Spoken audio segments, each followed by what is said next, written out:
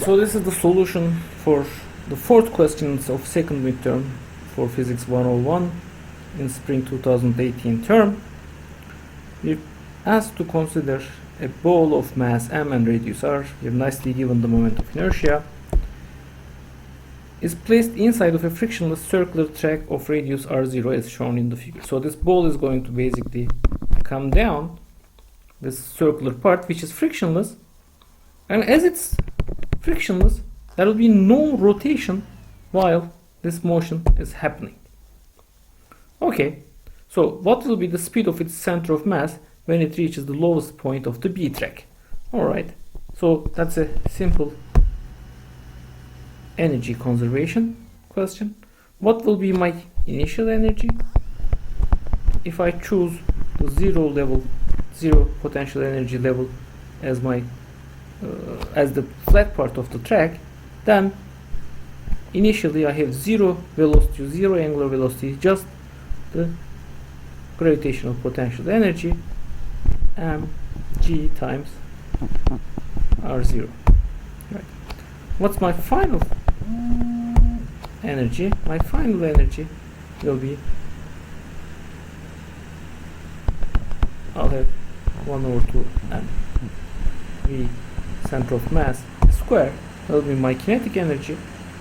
There will be no rotation, so there is no angular rotation term here. But when the ball comes to the bottom of the track, its center of mass is actually smaller away from my zero. There is also mg r term. Equating these two, what do I find? I find that 1/2 mv center of mass square is mg r0 minus r. Right? Just cancel here. My center of mass velocity is square root of 2 g.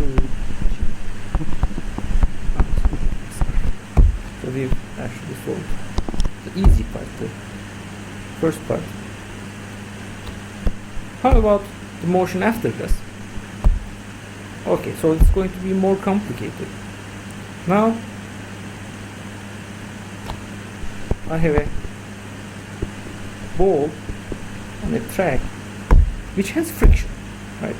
So initially what will happen is that this ball will have some center of mass velocity, but it's not rotating. So if it's not rotating, there will be a friction force acting there. Now, what's the amount of friction force?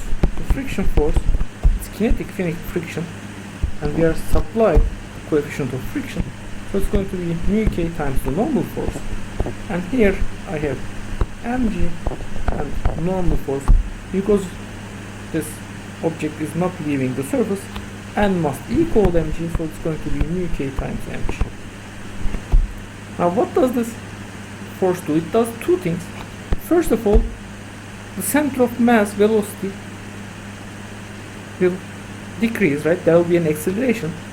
Acceleration will be opposite to the velocity. What's the amount of acceleration? M times A will be just a friction, so it's going to be mu k and g. We find that the acceleration to the left is just mu k times g. So as a function of time, what will be the velocity? The initial velocity was found in part A minus at, so this is going to be v cm minus mu k gt. But that's not the only effect of the friction force. It will also try to rotate this ball, right? What will be the angular acceleration? The angular acceleration will be essentially the torque, which will be the friction times r, right? And I was supplied the moment of inertia, so it's going to be, as if I forgot again, 2 over 5 m r squared alpha friction times R, the 1 power of R goes away. So alpha is 5 hells.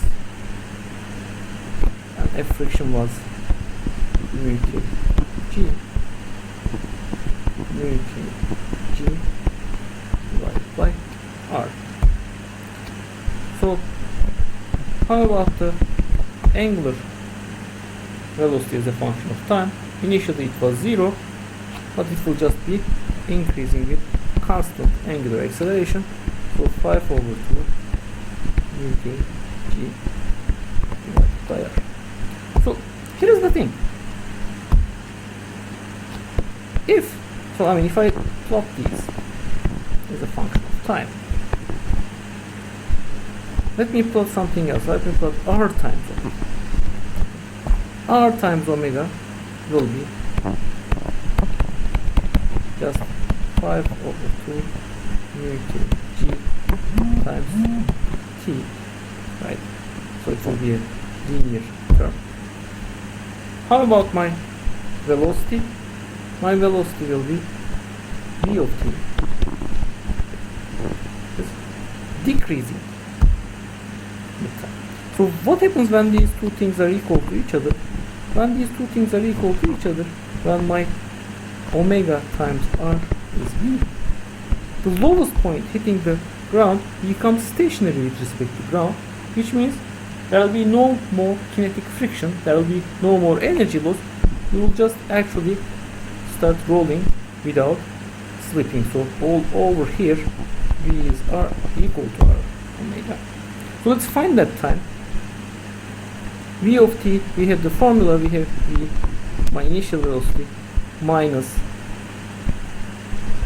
mu k G t, and the other term was 5 over 2 mu k G t.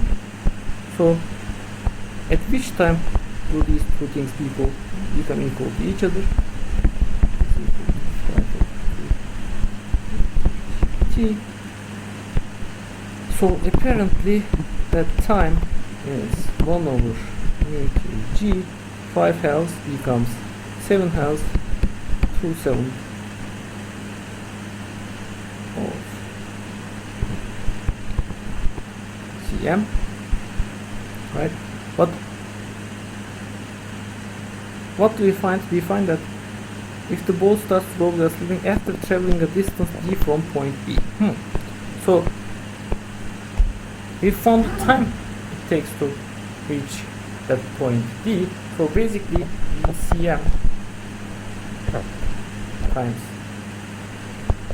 that t minus 1/2 t squared will be E, right? So what was A? A was mu k G, right? Here.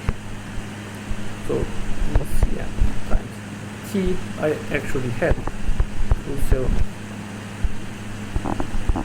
cm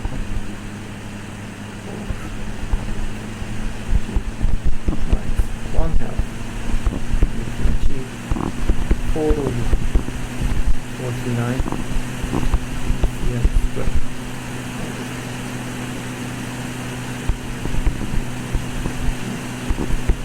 Square is okay, that looks nice. Cm square over mu kg, so 1 power of mu kg is here. I have 14 and 49 minus 2 over 49 cm square G. I was asked to find mu k. Mu k is 12.9 cm square G D. Right?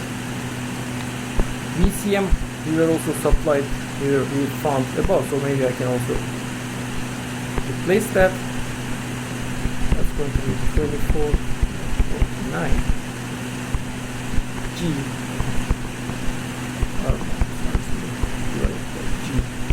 E is cancelled, so it's apparently independent of E. So that's our final. 29 divided by E, which is easy to check. The R minus R0 has units of meter, D has units of meter, so at least dimension we will found the correct response.